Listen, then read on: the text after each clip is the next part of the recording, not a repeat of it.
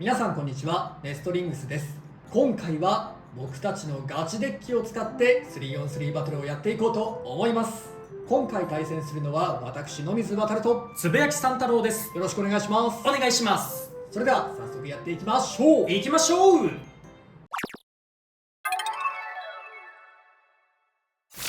今回つぶやきさん太郎が使っていくガチ 3on3 デッキはこちらになります。ファーストベイはエアロペガサス 760R。 今まで使ってきたアタック面とスタミナ面両方を活かせるエアロペガサスのカスタマイズなんですけど、今までビットを LR で使っていることが多かったのですが、今回は LR を3機目のペガサスブラストに使いたかったのでラッシュR で使っています。 LR が R に変わってはいるものの、使用感としてはそこまで違いはなく使っていけるかなと思っています。セカンドベイはシャークスケール 160UN。 新しく発売されたシャークスケールを早速ガチ 3on3 デッキに入れてみました。シャークスケールすごく強いブレードだなと思っているので、ガチ対戦でも活躍できるっていうところは絶対あると思うので、このアタック力の高さを生かしていきたいなと思っています。ラチェットを160にすることでオーバーゾーンに入った時のリバース率の高さとかも上がってくるかなと思って、今回ラチェットを160にしています。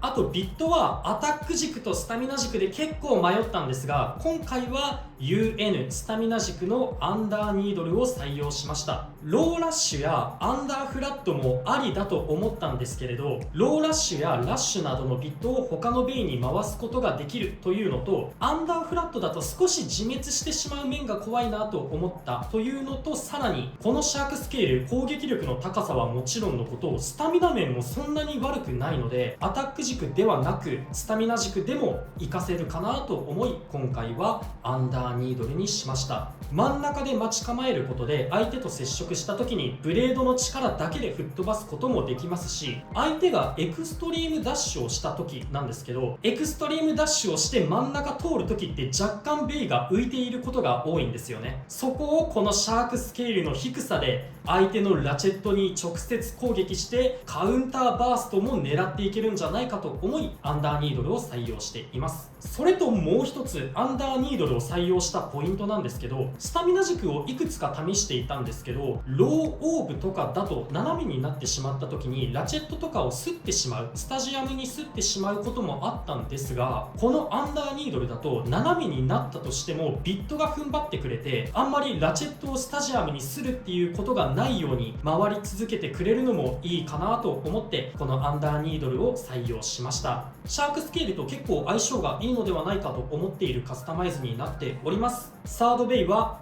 ペガサスブラスト A960LR。 ペガサスブラスト強くてすごく流行ってますよね。でアシストブレードをね、ウィールとアサルトですごく迷ってて、ウィールにするとね結構重さも増すことができてだいぶ強いカスタマイズになるんですけど、アタック面だけで見るとやっぱりウィールとアサルトだとアサルトの方がアタック面高いんですよね。ウィールはなかなか重さで飛ばすことはあるものの、結構どっちかというとディフェンス面の方が優秀で飛ばされづらい、飛ばしづらいっていうところがあるので、スタミナのスピン勝負を狙っていくならウィール一択ではあるんですけど、僕はアタック面を活かしていきたいと思ったのでアサルトを採用しています。ラチェットの960に関しては結構今後変わっていくかもしれないとは思うんですけど、ブレード面をより露出させやすいということで今回は960にしてみました。ビットはとても優秀なローラッシュ、背の低めのラッシュビットなので何回もエクストリームダッシュをして相手に果敢にアタックを決めに行きたいなと思っております。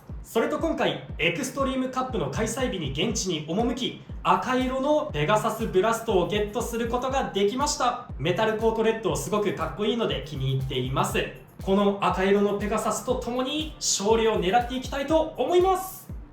はい、こちらが今回私野水航が使用する 3on3 デッキになっております。ファーストベイはシャークスケール 160UN です。こちらはちょっと自分が作ったカスタマイズではなくて、この対戦前にシャークスケールってどんなカスタマイズがいいんだろうと思ってつぶやきさん太郎といろいろ試してる時につぶやきさん太郎が使っていたカスタマイズになります。めちゃめちゃ強かったので私も採用しました。前回の動画の最後の方でも話しましたが、シャークスケールがエクストリームダッシュをしなくても結構オーバーとかバーストを狙えるブレードということで、持久ビットで真ん中に構えるような形で運用していくというカスタマイズになっております。意外とアタックタイプのエクストリームダッシュをしてきた相手をバーストしたりだとか、持久ベイとかはオーバー狙っていったりバースト狙っていったりもできるので、かなり優秀なカスタマイズだと思っています。さらにアタックタイプのエアロペガサスとかペガサスブラストの R とかに対してもスピンフィニッシュも狙っていけるという本当に強いカスタマイズだと思っていますので、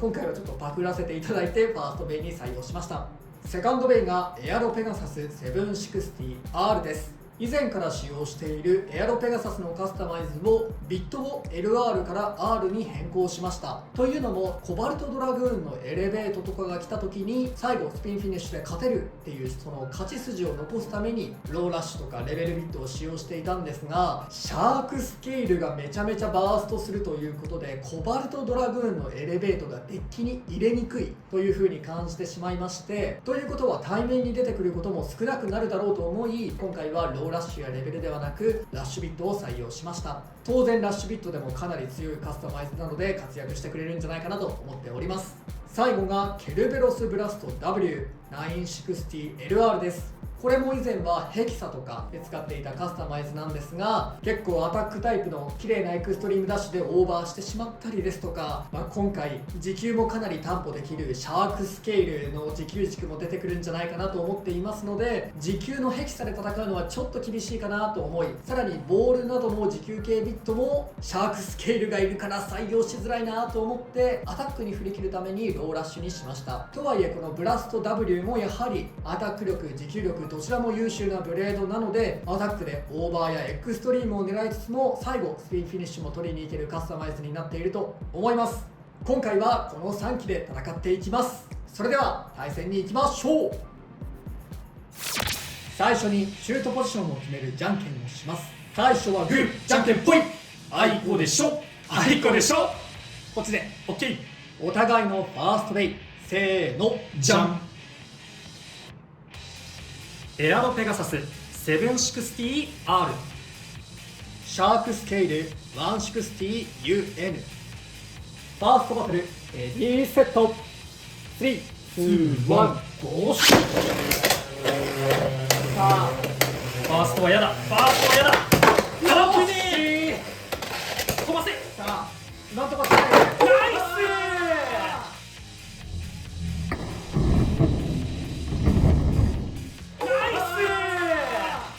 イエクストリームフィニッシュ。エアロペガサスに3ポイント。やったぜ。エクストリームでかすぎ。お互いのセカンドベイせーのじゃん。シャークスケール 160UN。 エアロペガサス 760R。 セカンドバトルレディーセット3、2、1、ゴーシュ。お互いの攻撃力がファーストでだいぶぞ。あー惜しい。もう一回。いやーなんか絶妙に決まってない。ラスト。あーよし、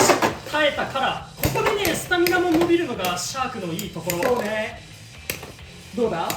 あでも結構厳しいか。いやセブンシックスでバランス整えてるがナイスでフィニッシュ。シャークスケールに1ポイントということで、この 3on3 バトルの勝者はつぶやきさん太郎。やったぜ。いや今のはアンダーニードルのいいところが出ましたね。スピンで伸びる。ファーストのエクストリームがであれかい。がマジででかい。3on3 バトルの勝敗は決まりましたが、最後の1機もやっていきたいと思います。お互いのサードベイせーのじゃん。ペガサスブラスト A960LR。 ケルベロスブラスト W960LR。 サードバトルレディーセット3、2、1、ゴーシュ。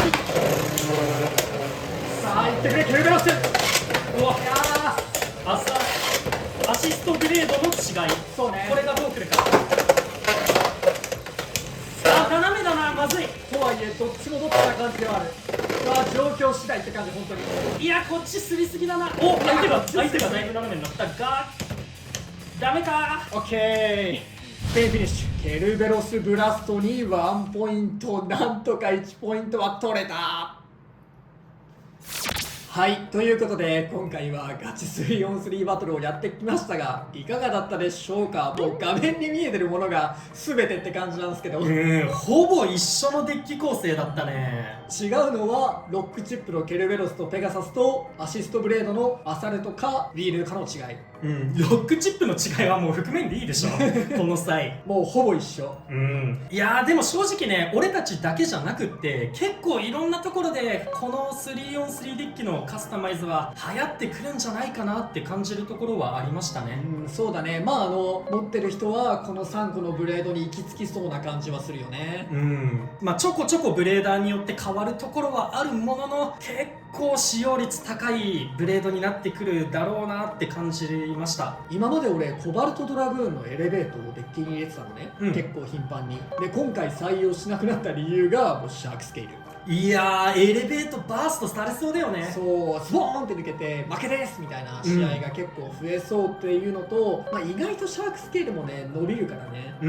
まあ、そういうこともあって、まあコバルトのエレベート厳しいんじゃないかなと思って今回デッキから抜いて、でそれとまあそれに伴ってってのもあるんだけど、エアロペガサスのビットを今まではまあコバルトドラグーンのエレベートがいるからと思って送り合いを見てローラッシュとかレベルを使ってたんだけど、そのローラッシュをケルベロスブラストの方に持っていって、でラッシュを新しくエアロペガサスにつけたんだけど、そこまで一緒だったよね。そうだね、同じだったね。ここも、まあ、好みによってちょっと変わってくるかもしれないんだけど、やっぱどっちかといえばエアロペガサスにラッシュでブラストの方にローラッシュの方がなんかブレードの良さがいきそうな感じがしたんだよね。そうだね。やっぱりちょっとねブラスト強いけど高さはあるからね、ちょっと低くして、まあ、攻撃力増せるというかメタル部分が少しでも当たりやすいような感じにしようかなと思って俺はローラッシュにして、で前はヘキサとかね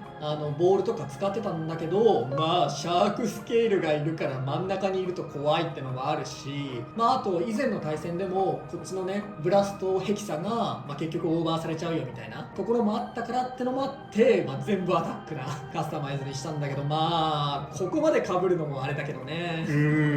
でも間違いなくシャークスケールは環境を変えるよね。なんなら変えたよね。これはどんどんっていうかもう発売されてすぐに使用者めっちゃ増えるだろうね。もう増えてるもんね、今回俺らちょっと撮影が遅かったのもあって多分もう増えてると思うね。あとねワンデーも結構シャークスケールを気にしないといけないなって思ったね。怖いね。そう、シルバーウルフとかもねシャークスケールが出てきてバーンって飛ばされるみたいな、そういう展開もあるし、エアロペガサスもね今回の試合みたいにスピンで負けてしまうとかね、そういうところもあると思うし、ブラストもね俺がそのヘキサとかブラストをやめた理由の一つでもあるんだけど時給で負けちゃうみたいなね、っていうこともあるので、マジでシャークスケールおすすめなブレードだなと思いました。ブラストからシャークスケールと環境がゴロゴロ変わるってのはちょっとね嫌って思う人もいるかもしれないけど、なんかこう新鮮で面白いなと思いました。あとワンベイのシャークスケールで怖いなって思うところが、ブレーダーによってビットが違いそうなところも怖いなって思いましたね。